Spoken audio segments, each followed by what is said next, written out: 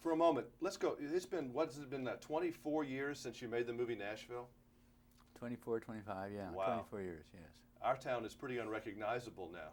Well, the Parthenon's still there, isn't it? It's still barely there. It's barely still there. Yeah. Do you have good memories of that film, since that's such one of the big parts of your resume? Oh, absolutely, absolutely. But I remember Nashville from all of the parts of Nashville that are in our film. That's because that's where my concentration was. Mm-hmm. You know, the exit in, is that still there? It's barely there. It's kind of come back now. Vanderbilt kids go there and they have rock music. You know, that back in that time, Steve Martin was playing there, and Lily Tomlin and people like that. Yeah. Well, Lily was in our movie in there. Mm-hmm. I mean, one of her scenes was in the exit in. Mm. That movie had a lot. It had a lot of effect on people, didn't it? It seemed to. Well, when we finished it, when we were down there shooting it, when we finished it, I mean, the people in Nashville, the Nashville hoi polloi, they hated it. Yeah. Oh my word! What's the lady with the hat feathers? Minnie Pearl. Minnie Pearl just came out and just didn't like that film, and the fiddler Roy Acuff. Roy thought it was. I remember the day that Nixon resigned. Mm-hmm. We were shooting in the Opry, and it was the first year of the new Opry, and we had that whole stage, and Nixon resigned, and we were busy working, and we weren't paying too much attention. And Roy Acuff came in, and he walked across stage, and everybody was quiet. He didn't say a word to anybody. He went into his dressing room, which was the front dressing room up there, and suddenly we started hearing this music, this kind of sad music playing. And he was in there in mourning for quite a while. Wow. I mean, because that movie, I heard a lot of buzz about it when I moved to town in 1980. They were still kind of grumbling about it. But now they like it. But now it's okay. Yeah. Yeah, now it's okay. It's kind of... Well, we cut in close to home, and also it's the same thing happened to me with the fashion movie Pret-a-Porter. They say, oh, that's not us. And also they said, well, that's not real music, real country music, and because they wanted to do it. But we didn't want that.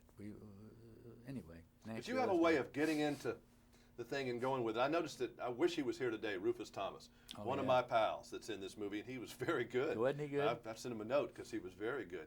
But you were respectful to Holly Springs, I thought. I mean, it would have been easy to go in there and barb those people and make them cartoon characters, and I thought you were. I thought you made them all just very interesting people. Well, that was the intention, you know. And I felt the same way about Nashville. We weren't really the people that we were.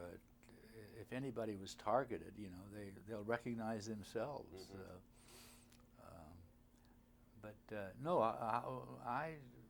Holly Springs was quite a place. And it's a nice film. I haven't seen the South portrayed this way in a long time. It's an interesting story. You don't really quite know where it's going, even though you kind of do. And so I love the feel and the groove, and the music was very important. The Delta music, the blues that's in there, was kind of a co-star of the movie. Yeah, well, that's Dave Stewart, and Dave Stewart had done a documentary down actually right outside of Holly Springs about 8 or 9 years ago. So he knew that music really well. And actually, I had Dave working on the music before we cast anybody, long before the script was finished. Who was the biggest fish out of water in the production? Was it Glenn, since he's shown New York? It's a culture shock down there. It's a little bit different. Well, Glenn used to ride her. You know, we shot that town was our studio. Glenn would ride to work, ride around on her bicycle. People would wave at her. Everybody knew her. Pat would go into the local little cafe and have breakfast every morning. And do you have a good time? Yeah, it was hard work. Or do you have a good time when you're shooting? Are you too busy?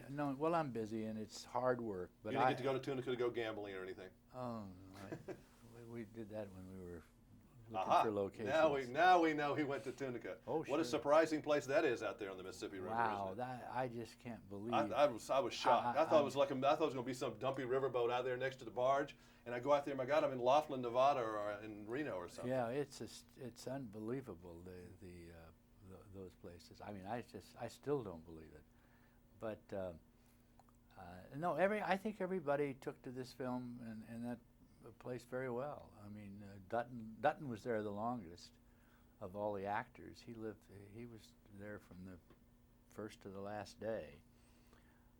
Courtney Vance was there about half the time.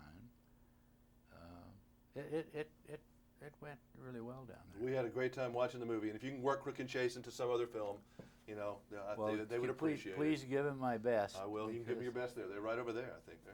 I see you, yes. You see right in there. They look exactly the same to They me. look You must exactly have the same. great makeup people. Great makeup people. Okay. Nice seeing you, sir. Thank you. Thank you.